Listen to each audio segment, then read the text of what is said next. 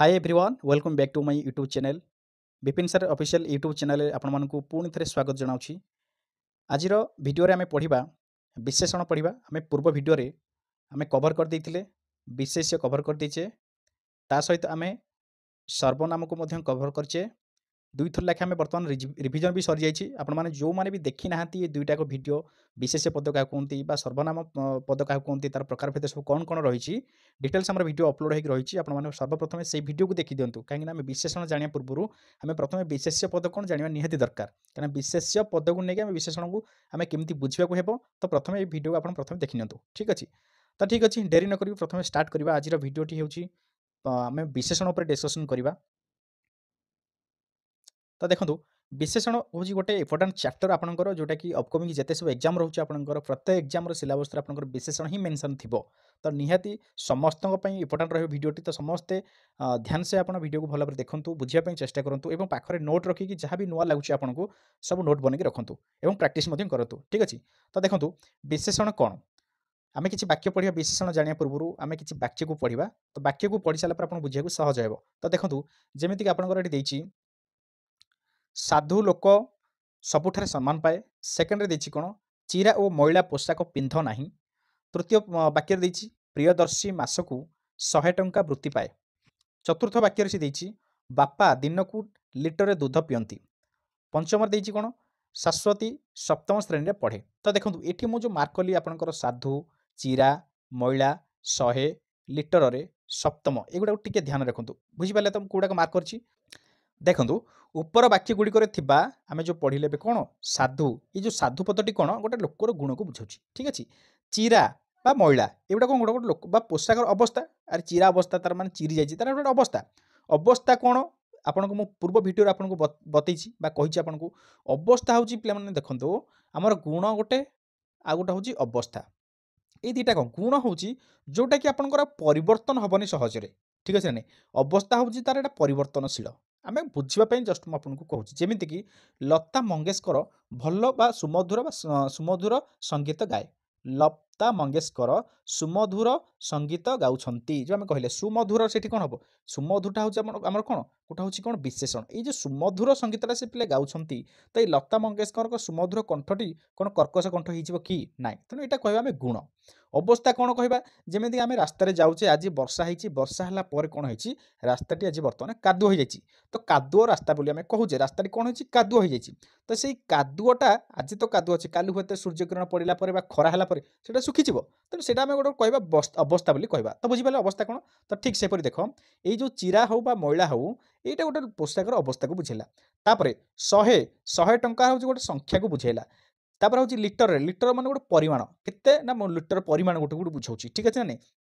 तापर हूँ कौन सप्तम श्रेणी पड़े सप्तम श्रेणी निर्दिष्टता सप्तम हूँ कौन गोटे श्रेणीर निर्दिष्टता को प्रकाश कर। तो आम ये जो पढ़ले साधु हो चिरा हो मैला हो 100 हो तापर परिमाण लिटर परिमाण हो बा सप्तम हो ये सब गुड़ाक कौन ना एथुरु जनागला जे जो पद अन्य पदर गुण अवस्था संख्या परिमाण और निर्दिष्टता प्रकाश करे ताकू विशेषण पद कहते। अर्थात कह गले मोटामोटी भाव में कह गले आप कौन आपड़ जो पदटी आप विशेष्य पद को बा अन्यर पद को विशेष बा विशेषित करिथाए अन्यर पद को विशेषित करिथाए ताकू आमे कहबा विशेषण पद ताकू आमे कहे कौन विशेष आपन कहे सर कौन बुझी पालुनी आमे विशेषित को माने कौन करथाए जेमिति मैं कहली रास्ता आपन तो जानले रास्ता गोटे कौन होला रास्ता गोटे विशेष पद ठीक अछि ना।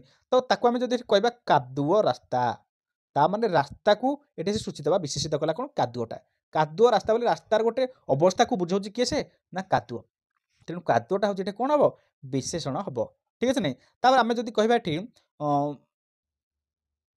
बुढ़ा लोकटी बुढ़ा लोक आम एठी जदि कहबा बुढ़ा लोक देख ये बुढ़ा लोकटा हूँ कौन लोक एठी कौन लोक हूँ आम एठी कौन गोटे विशेष्य ठीक है लोकटी कौन एठी हम विशेष पद किंतु बुढ़ा है माने एठी कौन बुढ़ाटा हूँ कौन ना आपंकर विशेषण हम कहीं ये बुढ़ा पदटी लोक को विशेषित करुच्ची ना लोकटी बुढ़ा बोली दर्शाऊँ बुढ़ा अवस्था हो गलानी बोली ताकू दर्शाऊँ किए से ना ये लोकटी बा ये बुढ़ा पद ठीक अच्छे तेणु आपको कहवा कौन विशेषण पद कहवा तार तो बुझिले कौन आम जो पद अन्य पद को विशेषित करते विशेषकर आमर सर्वनाम पद को हूँ कि से आमर विशेष्य पद को हूँ जदि से विशेषित करुए ताहले आम ताकू कहवा कौन विशेषण पद बोली आम कहवा ठीक अच्छे।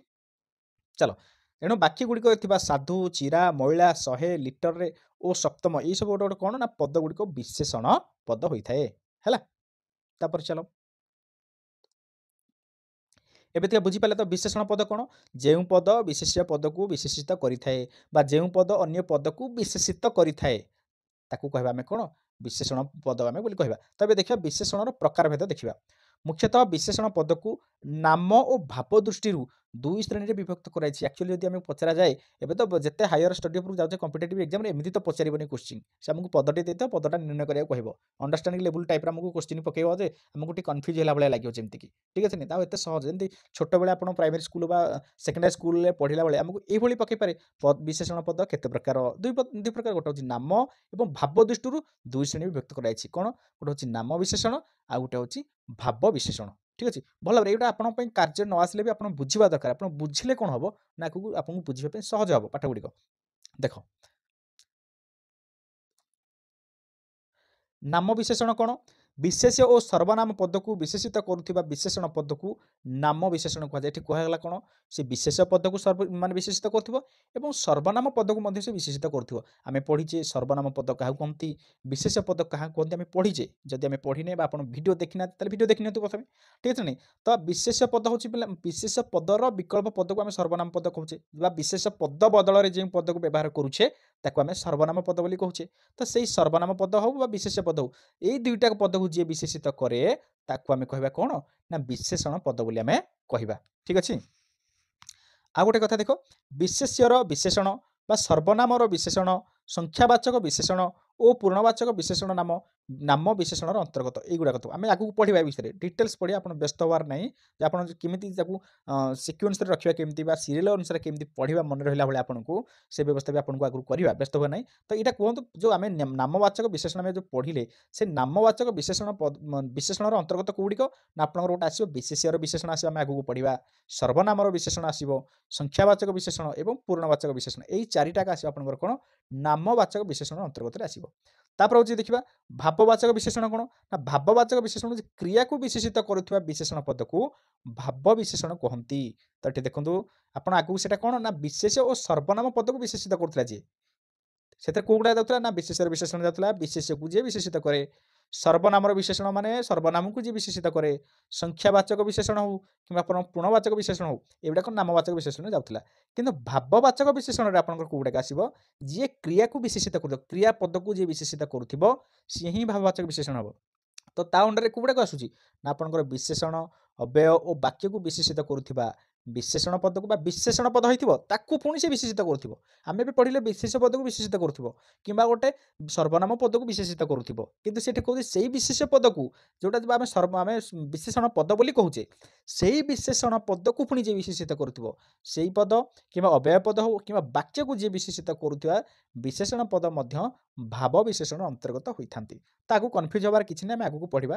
ଠିକ୍ ଅଛି? ଚାଲ କାର୍ଯ୍ୟ ଅବସ୍ଥିତି ଦୃଷ୍ଟିରୁ ବିଶେଷଣ ପଦକୁ ଏବେ ଦେଖିବା କାର୍ଯ୍ୟ ଓ ଅବସ୍ଥିତି ଦୃଷ୍ଟିରୁ ବିଶେଷଣ ପଦକୁ ବିଭିନ୍ନ ବିଭାଗରେ ବିଭକ୍ତ କରାଯାଇଛି। ତ ଆସ ସେସବୁ ଆଲୋଚନା ଆମେ କରିବା। ଏଇଠୁ ଆସିଲା ଆପଣଙ୍କର ପାଠ। ବୁଝିପାରିଲେ? ଏବେ ବର୍ତ୍ତମାନ ଦେଖିବା ଆସ ଗୁଣବାଚକ ବିଶେଷଣ। ଗୁଣବାଚକ ବିଶେଷଣକୁ ଆମେ ବର୍ତ୍ତମାନ ନଜର ପକାଇବା। ଦେଖନ୍ତୁ ବିଶେଷଣ ମାନେ ବୁଝିପାରିଲେ ତ ମୁଁ କହିଛି ଆପଣଙ୍କୁ ବିଶେଷଣ ପଦ ଅନ୍ୟ ପଦକୁ ଯିଏ ବିଶେଷିତ କରେ ସିଏ ହେଉଛି ବିଶେଷଣ ପଦ। ତ ଏବେ ଦେଖିବା ଗୁଣବାଚକ ବିଶେଷଣ ପଦ ଆମେ କେମିତି ଚିହ୍ନିବା? ଯେଉଁ ବିଶେଷଣ ପଦ ବିଶେଷ୍ୟ ପଦର ଗୁଣ ପ୍ରକାଶ କରେ, କୌଣସି ବିଶେଷ୍ୟ ପଦ ବା ବିଶେଷଣ ପଦ ଯଦି ବିଶେଷଣ ପଦଟି ଆମେ ବାଛୁଛେ ସେଇ ବିଶେଷଣ ପଦଟି ଯେତେବେଳେ ଆପଣଙ୍କର କୌଣସି ବିଶେଷ୍ୟର ଗୁଣକୁ ପ୍ରକାଶ କରୁଥିବ ତାହାକୁ ଆମେ ଗୁଣବାଚକ ବିଶେଷଣ କହନ୍ତି। ମୁଁ ଆପଣଙ୍କୁ ଖାଲି ସିଧାରେ ଆମେ ବିଶେଷଣ ପଦ କାହାକୁ କହନ୍ତି ବୋଲି କହିଦେଇଥିଲେ। କିନ୍ତୁ ଏବେ ଦେଖିବା ଯେ ଗୁଣବାଚକ ବିଶେଷଣ ପଦ କାହାକୁ କହନ୍ତି। ମୁଁ ଆପଣଙ୍କୁ ଏବେ ଟିକେ ପୂର୍ବରୁ ବୁଝେଇଥିଲି ଗୁଣବାଚକ ବିଶେଷ ଯେମିତି ଲତା ମଙ୍ଗେଶକର ସୁମଧୁର କଣ୍ଠରେ ଗୀତ ଗାଆନ୍ତି ଯେମିତି ଆମେ କହିଥିଲେ। କିମ୍ବା ଆଉ ଗୋଟେ ହେଇପାରିବ କ'ଣ ଆମେ ଅଲଗା କିଛି ଉଦାହରଣ ଦେଇକି ଦେଖିବା ରକ୍ତ ମନ୍ଦାର, ମଧୁର ବଚନ, ମହତ ଜନ, ନୀଳ ନୟନ, ପଣ୍ଡିତ ଲୋକ, ଦୟାଳୁ ରାଜା, ବିକାଶଶୀଳ ରାଷ୍ଟ୍ର, ଜନପ୍ରିୟ ନେତା, ମିଥ୍ୟାବାଦୀ ମଣିଷ, ଭୋକିଲା ଭିକାରୀ। ତ ଦେଖନ୍ତୁ ଏଠି ଭିକାରୀ କଥାଟା ଯଦି ଆମେ କହିଲେ ପିଲାମାନେ ମନେ ରଖ ଭିକାରୀଟା ଏଠି ଆପଣଙ୍କର କ'ଣ ହେଇଯିବ ନା ଆପଣଙ୍କର ଗୋଟେ ବିଶେଷ୍ୟ ପଦ ହେଇଯିବ। ମନେ ରଖିଥାଅ ଆମ ଭିକାରୀଟା ହେଉଛି କ'ଣ ଭିକାରୀ ହେଉଛି ଏଠି ବିଶେଷ୍ୟ। କୋଉ ବିଶେଷ୍ୟ ପଦ ହବ ନା ଭିକାରୀ ଏଠି ହବ ଆପଣଙ୍କର ଜାତିବାଚକ ବିଶେଷ୍ୟ। ମନେ ରଖ ଜାତିବାଚକ ବିଶେଷ୍ୟ ହବ ଭିକାରୀ। କାହିଁକି ଯଦି ଭିକାରୀ ଟି କଥା କୁହାଗଲା ତାହେଲେ ସେଇଟା ଆପଣଙ୍କର ହେଇଯିବ ନାମବାଚକ ବିଶେଷ୍ୟ। ମନେ ରଖ ଭିକାରୀ କଥା କହିଲେ ଏଟେ ମାଳମାଳ ଭିକାରୀ ସମସ୍ତଙ୍କୁ ବୁଝାଉଛି ତେଣୁ ସେଇଟା ଜାତିବାଚକ ହେଇଯିବ। ଯଦି ଭିକାରୀ ଟି କଥା କୁହାଗଲା ତାହେଲେ ସେଇଟା ଜାତିବାଚକ ବିଶେଷ୍ୟ ଆପଣଙ୍କର ହବ। ଠିକ ଅଛି।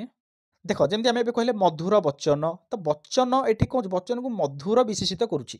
ঠিক আছে ବଚନ ପଦକୁ এই ମଧୁର ପଦଟି ବିଶେଷିତ କରୁଛି। ତେଣୁ ଏ ମଧୁରଟା କ'ଣ ନା ତାର ଗୋଟେ ଗୁଣ। ମଧୁର ମାନେ ମିଠା କଥା ସେ କହିଲା ତାର ସବୁବେଳେ ତାର ସେ ଗୁଣଟା ଥାଏ।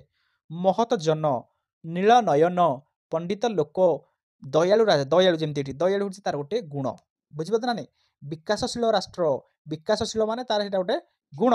ରାଷ୍ଟ୍ରଗୁଡ଼ିକ ବିକାଶଶୀଳ ଯେଉଁମାନେ ବିକଶିତ ହୋଇଗଲେ ଅଲେଣି, ବିକଶିତ ପଥରେ ଯେଉଁମାନେ ଯାଉଛନ୍ତି ବିକାଶଶୀଳ ରାଷ୍ଟ୍ର, ସେମାନେ ଏଇଗୁଡ଼ା ସବୁ ଗୋଟେ ଗୋଟେ କ'ଣ ନା ଗୁଣବାଚକ ବିଶେଷ। ମାନେ କ'ଣ ନା ବିଶେଷ ପଦକୁ ବିଶେଷିତ କରୁଛନ୍ତି ଏବଂ ଗୋଟେ ଗୁଣକୁ ବୁଝାଉଛି ସେଗୁଡ଼ିକ। ସେଗୁଡ଼ା କ'ଣ ବିଶେଷ ପଦର ଗୁଣକୁ ଏଗୁଡ଼ିକ ବୁଝାଉଛି। ଯେମିତିକି ଜନପ୍ରିୟ ନେତା, ଆରେ ନେତାଟି ଜନପ୍ରିୟ ମାନେ ଲୋକଙ୍କ ସହିତ ପୁରା ପ୍ରିୟ ଭଜନ ଥାଏ। ତେଣୁ ଏଇ ନେତାର ଗୁଣକୁ ଏଇଟା ବୁଝାଉଛି ଜନପ୍ରିୟ। ତେଣୁ ଏଗୁଡ଼ାକ ହେଉଛି କ'ଣ ଗୁଣବାଚକ ବିଶେଷ୍ୟ ହେଲା। ତାପରେ ଏବେ ଦେଖିବା ଅବସ୍ଥାବାଚକ ବିଶେଷ୍ୟ କ'ଣ। କହିଥିଲି ସିରିଏଲ ବାଇ ସିରିଏଲ ଦେଖିବା ଏଥର। ଅବସ୍ଥାବାଚକ ବିଶେଷ୍ୟ କ'ଣ? ଯେଉଁ ବିଶେଷଣ ପଦ ବିଶେଷ୍ୟ ପଦର ଅବସ୍ଥାକୁ ବୁଝାଏ, ସେଠି ଆମେ କ'ଣ ପଢ଼ିଲେ? ଯେଉଁ ବିଶେଷଣ ପଦ ବିଶେଷ୍ୟ ପଦର ଗୁଣକୁ ବୁଝାଉଥିଲା ତାକୁ ଗୁଣବାଚକ ବିଶେଷ୍ୟ କହୁଥିଲେ। ଯଦି ଅବସ୍ଥାକୁ ବୁଝାଇଲା ତାହେଲେ ଅବସ୍ଥାବାଚକ ବିଶେଷ୍ୟ କହିବା। ତାହେଲେ ଅବସ୍ଥାକୁ କେମିତି ଜାଣିବା? ନା ଆମେ ଯେମିତି ଦୁର୍ବଳ ଶରୀର, ଏଠି ଦେଖନ୍ତୁ ଦୁର୍ବଳ ଶରୀର, ଦୁର୍ବଳ ତାର ଗୋଟେ ଅବସ୍ଥା। ଅସୁସ୍ଥ ମନ ତାର ଗୋଟେ ଅବସ୍ଥା। ଅସୁସ୍ଥ ଅବସ୍ଥା ଅଛି ବର୍ତ୍ତମାନ ସେ, କାଲି ତ ସୁସ୍ଥ ହବ ସେ ନା, ତେଣୁ ଏଇଟା ଗୋଟେ ପରିବର୍ତ୍ତନ। ବର୍ତ୍ତମାନ ତାର ସେଇ ଅବସ୍ଥା ଅଛି। ଯେମିତି ଭଙ୍ଗା ଦେଉଳ, ଭଙ୍ଗା ଅବସ୍ଥାରେ ଅଛି। କୋହଲା ଅବସ୍ଥା ଅଛି। ମେଘୁଆ ପାଗ, ମେଘୁଆ ଅବସ୍ଥା ବା ମେଘୁଆ ଆକାଶ। ঠিক আছে না নি? ବେଗବତୀ ନଦୀ, କାଦୁଅ ରାସ୍ତା। ମୁଁ ବୁଝେଇଥିଲି ଏଇଟା ଦେଇଥିଲି ଗୋଟେ ଉଦାହରଣ ଦେଇଥିଲି କାଦୁଅ ରାସ୍ତା। ଠିକ୍ ଅଛି ନା? ତେଣୁ ଏଗୁଡ଼ାକ ତାର ଗୋଟେ ଅବସ୍ଥାକୁ ବୁଝାଉଛି। କାହାର ଅବସ୍ଥାକୁ ବୁଝାଉଛି? ନା ବିଶେଷ୍ୟ ପଦର ଅବସ୍ଥାକୁ ବୁଝାଉଛି। ଠିକ୍ ଅଛି? ବିଶେଷ୍ୟ ପଦର ଅବସ୍ଥାକୁ ବୁଝେଇଲେ ଆମେ କ'ଣ କହିବା? ଅବସ୍ଥାବାଚକ ବିଶେଷଣ ବୋଲି ଆମେ କହିବା ହେଲା। ତ ଆଉ ଗୋଟେ ଏଠି ଟିକେ ମନେ ରଖ, ପିଲାମାନେ ଟିକେ ମନେ ରଖ, କିଛି ବିଶେଷଣ ପଦ ଏମିତି ଅଛି ଯେଉଁଟାକ ଉଭୟ ଗୁଣବାଚକ ବିଶେଷ ପଦ ହେଇପାରିବେ, ବିଶେଷଣ ହେଇପାରିବେ ଏବଂ ଅବସ୍ଥାବାଚକ ବିଶେଷଣ ମଧ୍ୟ ହେଇପାରିବେ। ଆମେ ତ ପଢ଼ିଲେ ଅଲଗା ଅଲଗା ପଢ଼ିଲେ। ଆପଣ ଏଠି କହିବେ କ'ଣ ଗୋଟେ କନଫ୍ୟୁଜ୍ ଏମିତି କଲେ ମ ଗୁଣବାଚକ ଏବଂ ଅବସ୍ଥାବାଚକ ଦୁଇଟା ସେଇ ପଦକୁ ଉଭୟ କହିପାରିବା? ହଁ ଆଜ୍ଞା କହିପାରିବା। କେଉଁ କେଉଁ କ୍ଷେତ୍ରରେ? ନା ଦେଖ ଯେମିତିକି ଆପଣଙ୍କର ହେଲା ଅନ୍ଧାର, ହତାଶ। ଅନ୍ଧାର ଗୋଟେ ଅବସ୍ଥା କହିପାରିବା ଏବଂ ଅନ୍ଧାର ଗୋଟେ ମଧ୍ୟ ଗୋଟେ ଗୁଣ ବି କହିପାରିବା। ହତାଶ, କଠିନ, ମୁକ୍ତ, ଅସମ୍ପୂର୍ଣ୍ଣ, ସ୍ୱାଧୀନ, ନୂଆ, ଉତ୍ସାହୀ, ଏସବୁ ଗୋଟେ ଗୋଟେ କ'ଣ ଗୁଣବାଚକ ବିଶେଷଣ ହୋଇପାରିବେ ଏବଂ ଆପଣଙ୍କର ଅବସ୍ଥାବାଚକ ବିଶେଷଣ ମଧ୍ୟ ହୋଇପାରିବେ ହେଲା। ଏବେ ଚାଲ ଦେଖିବା ସଂଖ୍ୟାବାଚକ ବିଶେଷଣ କ'ଣ। ଯେଉଁ ବିଶେଷଣ ପଦ ବିଶେଷ ପଦର ସଂଖ୍ୟାକୁ ସୂଚାଏ, ଯଦି ସଂଖ୍ୟାକୁ ସୂଚାଇଲା ତାହେଲେ ଆମେ କହିବା ସଂଖ୍ୟାବାଚକ ବିଶେଷଣ। ବିଶେଷଣ ଲାଗୁଛି ଏଇଟା ମନେ ରଖ, ବିଶେଷ କଥା ମୁଁ କହୁନି, ବିଶେଷଣ। କାହିଁକିନା ଏଠି ସେ ବିଶେଷ ପଦକୁ ବିଶେଷିତ କରୁଛି। ଠିକ୍ ନା ନାଇଁ? ତ ସଂଖ୍ୟାବାଚକ ବିଶେଷ କାହାକୁ କହିବା? ଯେଉଁ ବିଶେଷଣ ପଦ ବିଶେଷ ପଦର ସଂଖ୍ୟା ସୂଚାଏ ତାକୁ ଆମେ ସଂଖ୍ୟାବାଚକ ବିଶେଷଣ କହିବା। ଯେମିତିକି 12 ମାସରେ 13 ଯାତ୍ରା, ଏଇଟା ଗୋଟେ ସଂଖ୍ୟାକୁ ବୁଝାଉଛି। 13ଟା ମଧ୍ୟ ଗୋଟେ ସଂଖ୍ୟାକୁ ବୁଝାଉଛି। ଓଡ଼ିଶା ବିଧାନସଭାରେ 147 ବିଧାୟକ ଅଛନ୍ତି, ଏଇଟା ଗୋଟେ ସଂଖ୍ୟାକୁ ବୁଝାଉଛି। ସହସ୍ର ଦେବାଳୟ, ସହସ୍ର ଗୋଟେ ସଂଖ୍ୟାକୁ ବୁଝାଉଛି। ଅଗଣିତ ତାରା, ଅଗଣିତ ଆପଣ ଏଠି କହିବେ ଅଗଣିତ ତାରାଟା କେମିତି ସଂଖ୍ୟା ହେଲା ମ? ହଁ ହେବ ଆଜ୍ଞା, କାହିଁକିନା ଆମ ଅଗଣିତ ଆମେ ଗଣୁଥିଲେ। ଆମେ କ'ଣ କରୁଛେ ଖରାଦିନ ଆମେ କ'ଣ କରୁଛେ ଛାତ ଉପରେ ପ୍ରାୟ ଶୋଉଛେ। ଛାତ ଉପରେ ଶୋଇଲା ବେଳେ ଆମେ ଗଣୁଛେ ଯେତେବେଳେ ଛୋଟିଆ ଛୋଟିଆ ମାନେ ହୋଇଥିଲେ ଏ ଦେଖେ କେତୋଟି ତାରା ଦେଖୁଛୁ 1 2 3 4 5 6 7 କେତେ ତାରା ଅଛି। ତାମାନେ ଆମେ ଗଣିଛେ ସେଟା ପ୍ରଥମେ। ଆମେ ସେଟା ଗଣିଲା ପରେ ଆମେ ଯେତେବେଳେ ଗଣି ଗଣି ଗଣି ଗଣି ବହୁତ ସମୟ ପଳାଉଛି ବା ଗଣି ପାରୁନାହେଁ, ଆମେ ସେଠି ଆମେ ଅଗଣିତ କହୁଛେ, ତାମାନେ ଗୋଟେ ସଂଖ୍ୟାକୁ ବୁଝେଇଲା ନା। ତାପରେ ଅସଂଖ୍ୟ ଭାବନା, ଅସଂଖ୍ୟ ଭାବନା। ତେଣୁ ଏଇ ପଦ ଗୁଡ଼ିକ ସବୁ ଗୋଟେ କ'ଣ ଆପଣଙ୍କର ହେଇଯିବେ? ସଂଖ୍ୟାବାଚକ ବିଶେଷଣ ପଦ ଆପଣଙ୍କର ହେଇଯିବେ। ଏବେ ଆପଣଙ୍କର ଚାଲନ୍ତୁ ଯିବା ପରିମାଣବାଚକ ବିଶେଷଣ ପଦ କ'ଣ ଜାଣିବା। ଯେଉଁ ବିଶେଷଣ ପଦ ବିଶେଷ୍ୟ ପଦର ପରିମାଣକୁ ବୁଝାଏ, ବିଶେଷ୍ୟ ପଦର ପରିମାଣକୁ ବୁଝାଇଲେ ଆମେ କେତେ ପରିମାଣ ଧରିକି ଆସିଛୁ କିରେ, ସେ କହିବେ ଆଞ୍ଜୁଳାଏ ଧରିକି ଆସିଛି, ଅଳ୍ପ ଧରିକି ଆସିଛି କି କମ୍ ଧରିକି ଆସିଛି, ଗୋଟେ ପରିମାଣ କଥା କୁହାଯାଉଛି ଏଠି।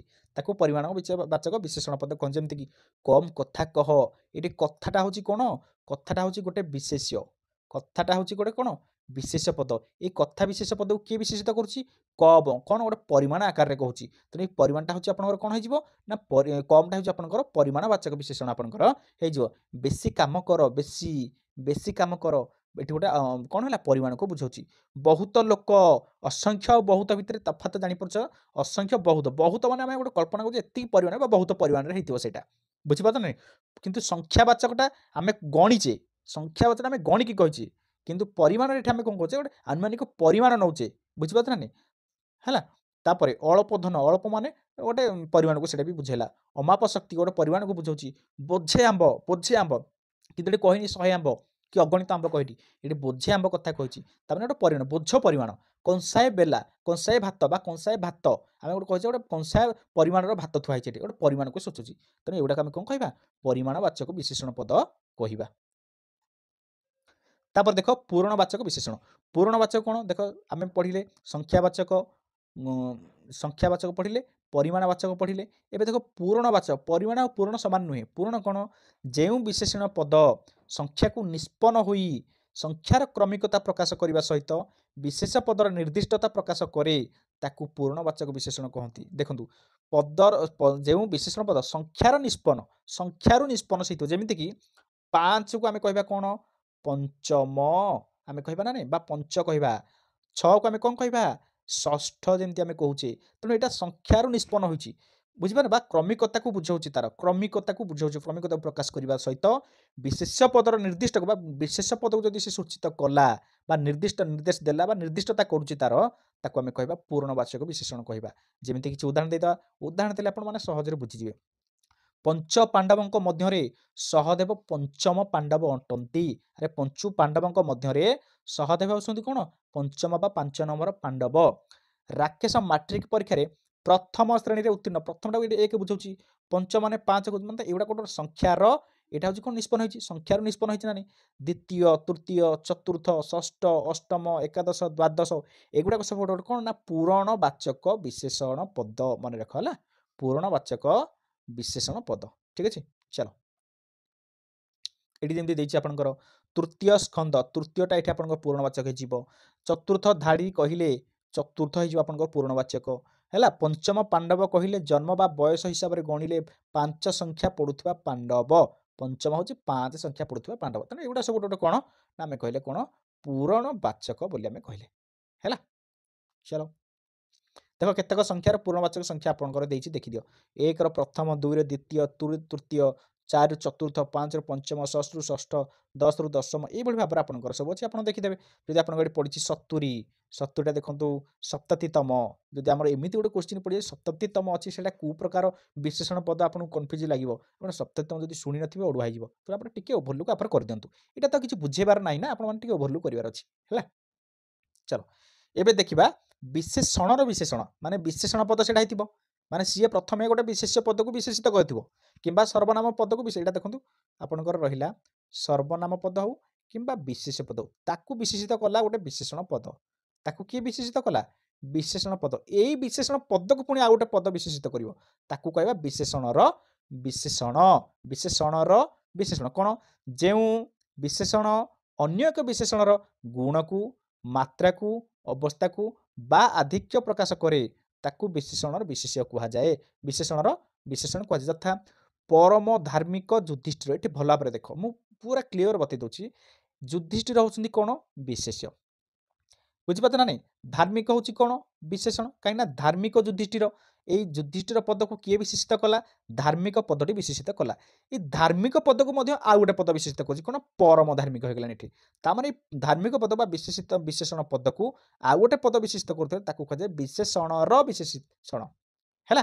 ଯେମିତି ଅତି ମନୋହର କାଳ, କାଳ ହେଉଛି ବିଶେଷ୍ୟ, ବୁଝିଲେନି। ଏଠି ଆପଣଙ୍କର ହେଇଥିଲା ମନୋହର ହେଉଛି ବିଶେଷଣ, ଅତିଟା ହେଉଛି ବିଶେଷଣର ବିଶେଷଣ। ନିହାତି ଦୁଷ୍ଟ ପିଲା, ପିଲା ଏଠି ଦେଖ, ପିଲା ହେଉଛି କ'ଣ, ବିଶେଷ୍ୟ ଆପଣଙ୍କର ହେଇଗଲା। ଠିକ ଅଛି ନା ନାହିଁ। ଆଉ ଦୁଷ୍ଟ ହେଉଛି ଦୁଷ୍ଟ ପିଲା, ମାନେ ପିଲାକୁ ଇଏ ବିଶେଷିତ କଲା ବା ତାର ଗୋଟେ ଗୁଣକୁ ବୁଝାଉଛି, ଦୁଷ୍ଟଟା, ଦୁଷ୍ଟାମି ତାର ଗୋଟେ ଗୁଣ। ତେଣୁ ଏଇଟା ଗୋଟେ ବିଶେଷଣ। ଏ ଦୁଷ୍ଟକୁ ପୁଣି ନିହାତି ପୁଣି ବୁଝେଇଲା, ଆହୁରି ସେ ବିଶେଷିତ କରିଦେଉଛି। ତେଣୁ ନିହାତିଟା ଏଠି ହେବ କ'ଣ, ବିଶେଷଣର ବିଶେଷଣ ହେଲା। ଚାଲ ତାପରେ ଆମେ ଯିବା କ'ଣ, କ୍ରିୟା ବିଶେଷଣ ଦେଖିବା। କ୍ରିୟା ବିଶେଷଣ କ'ଣ, ଯେଉଁ ବିଶେଷଣ ପଦ କ୍ରିୟା ପଦକୁ ବିଶେଷିତ କରେ, କ୍ରିୟା ପଦକୁ ଯେ ବିଶେଷିତ କଲା ସିଏ ହେଉଛି କ୍ରିୟା ବିଶେଷଣ। ଅଥବା କ୍ରିୟାର ଗୁଣକୁ ବୁଝେଇବ, କ୍ରିୟାର ଅବସ୍ଥାକୁ ବୁଝାଉଥିଲେ ଆମେ ତାକୁ କହିବା କ'ଣ, କ୍ରିୟା ବିଶେଷଣ ବୋଲି ଆମେ ତାକୁ କହିବା। କ'ଣ କହିବା, କ୍ରିୟା ବିଶେଷଣ ବୋଲି କହିବା। ଯେମିତିକି ଚାଲ ଏଠି ଆମେ ପଢ଼ିବା ବୁଢ଼ା ଧୀରେ ଚାଲୁଛି। ଚାଲୁଛିଟା ହେଉଛି କ'ଣ ନା ଚାଲୁଛିଟା ହେଉଛି ଗୋଟେ କ୍ରିୟା। ଆମେ ପଢ଼ିଛେ କ୍ରିୟା କାହାକୁ କୁହନ୍ତି? ଯିଏ ବାକ୍ୟକୁ ସମ୍ପୂର୍ଣ୍ଣ ଅର୍ଥ ପ୍ରକାଶ କରିଥାଏ ବା ବାକ୍ୟକୁ ଯିଏ ସମ୍ପୂର୍ଣ୍ଣ କରିଥାଏ, ସମ୍ପନ୍ନ କରିଥାଏ, ତାକୁ କହିବା ଆମେ କ୍ରିୟା କହେ। ବା ବାକ୍ୟର ଯେ କାର୍ଯ୍ୟ ସାଧନକୁ ସୂଚିତ କରିଥାଏ ତାକୁ ଆମେ କହିବା କ୍ରିୟା। ତ ଏଠି କାର୍ଯ୍ୟକୁ କିଏ ସୂଚିତ କରୁଛି? ଚାଲୁଛି। ଚାଲୁଛି ହେଉଛି ଗୋଟେ କ୍ରିୟାପଦ। କ୍ରିୟାପଦକୁ କିଏ ବିଶେଷିତ କରୁଛି? ନା ଧୀରେ ଚାଲୁଛି। କେମିତି ଚାଲୁଛି? ଧୀରେ ଧୀରେ ଚାଲୁଛି। ଧୀରେ ଚାଲୁଛି। ତେଣୁ ଏ ଧୀରେଟା ହେଉଛି କ'ଣ? କ୍ରିୟା ବିଶେଷଣ। ଆପଣ କହିବେ ମୁଁ କ୍ରିୟା ବିଶେଷଣ ବୋଲି କେମିତି ଜାଣିବି? ଆରେ ସେ ବା କ୍ରିୟାପଦକୁ ବିଶେଷିତ କରୁଛି। ଯଦି ସେ ଗୋଟେ ବିଶେଷ ପଦକୁ ବିଶେଷିତ କରିଥାନ୍ତା ତାହେଲେ ସେ ହେଇଥାନ୍ତା କ'ଣ? ବିଶେଷଣ ପଦ ହେଇଥାନ୍ତା। ଯଦି ସେ ନାମ ହେଇଥାନ୍ତା ଅବସ୍ଥାବାଚକ ବା ଗୁଣବାଚକ ବିଶେଷଣ ହେଇଥାନ୍ତା। ଠିକ୍ ନା ନାଇଁ? ତ ତାପରେ ଦେଖ ନିଆଁ ହୁତୁ ହୁତୁ ଜଳୁଛି। ଜଳୁଛି। ଜଳୁଛିଟା ହେଉଛି କ'ଣ? ଗୋଟେ କ୍ରିୟାପଦ। ତ ଜଳୁଛି ପଦକୁ କିଏ ବିଶେଷିତ କରୁଛି? ହୁତୁ ହୁତୁ ହେଇକି ଜଳୁଛି। କେମିତି ଜଳୁଛି? ହୁତୁ ହୁତୁ ହେଇକି ଜଳୁଛି ବୋଲି ସେଠି କହୁଛି। ତେଣୁ ଏଇଟା ସେ କ'ଣ ହେଲା? ନା କ୍ରିୟା ବିଶେଷଣ ଏଠି ହେଲା ସେ। ହେଲା? ତ ଏଇଭଳି ଭାବରେ ଆପଣମାନଙ୍କର ଦେଖିଥିବେ। ସମୁଦ୍ର ଘୁ ଘୁ ଗର୍ଜୁଛି। ଗର୍ଜୁଛି ଏଠି କ'ଣ? ଗୋଟେ କ୍ରିୟା। ଗର୍ଜୁଟା ଗୋଟେ କ'ଣ? କ୍ରିୟା। ତାକୁ କିଏ ବିଶେଷିତ କରୁଛି? ନା ଘୁ ଘୁ ପଦଟି ତାକୁ ବିଶେଷିତ କରୁଛି। ତେଣୁ ଘୁ ଘୁଟା ଏଠି ହେଇଯିବ କ'ଣ? କ୍ରିୟା ବିଶେଷଣ। ହେଲା? ମୁଁ ଅଧିକ ଆଉ ଏକ୍ସାମ୍ପଲ୍ କିଛି ପଢ଼ୁନି କାରଣ ଭିଡ଼ିଓ ବହୁତ ଲଙ୍ଗ୍ ହେଇଯିବ। ଆପଣମାନେ ଏହାକୁ ଟିକେ ଟୋଟାଲ୍ ଦେଖିଦେବେ ନା ଭିଡ଼ିଓକୁ ଆଉଥରେ ପଜ୍ କରି ସ୍ଲୋ କରି କିମ୍ବା ଆପଣଙ୍କ 2xରେ ମଲ୍ଟିପୁଲ୍ କରିକି ଆପଣ ସ୍ପିଡ୍ କରିକି ବି ଭିଡ଼ିଓଟାକୁ ଦେଖିପାରିବେ। ସେକେଣ୍ଡ ଟାଇମ୍ ରିଭିଜନ୍ କରିଦେଲେ ଆପଣମାନଙ୍କର ମଧ୍ୟ ସବୁ ମନେ ରହିଯିବ ସହଜରେ। ଏବେ ଆସନ୍ତୁ ଦେଖିବା କ୍ରିୟା ବିଶେଷଣର ବିଶେଷଣରେ। ବାବରେ ଆମେ ବି ପଢ଼ିଥିଲେ ବିଶେଷର ବିଶେଷଣର ବିଶେଷଣ ଆମେ ପଢ଼ିଛେ। ପୁଣି ଏବେ କ୍ରିୟା ବିଶେଷଣ ପଢ଼ିଲେ ତାକୁ ପୁଣି କିଏ ଗୋଟେ ବିଶେଷଣ କରୁଛି। ଦେଖିବା ତାମାନେ ଏଠି ଷ୍ଟ୍ରକ୍ଚର କହୁଛି ଏଠି ଆପଣଙ୍କର ରହିଲା କ୍ରିୟା।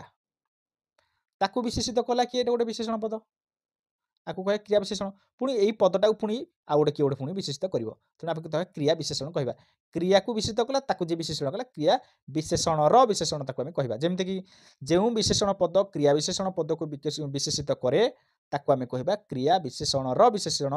ଯେମିତିକି ଦେଖ କିଛି ନାହିଁ ମୁଁ ଏବେ ସହଜରେ ବୁଝେଇଦେବି। ଦେଖ ଶୈଳେଶ ଅତି ବେଗରେ ଦୌଡ଼ୁଛି। ଏଠି ଦୌଡ଼ୁଛିଟା ହେଉଛି କ'ଣ?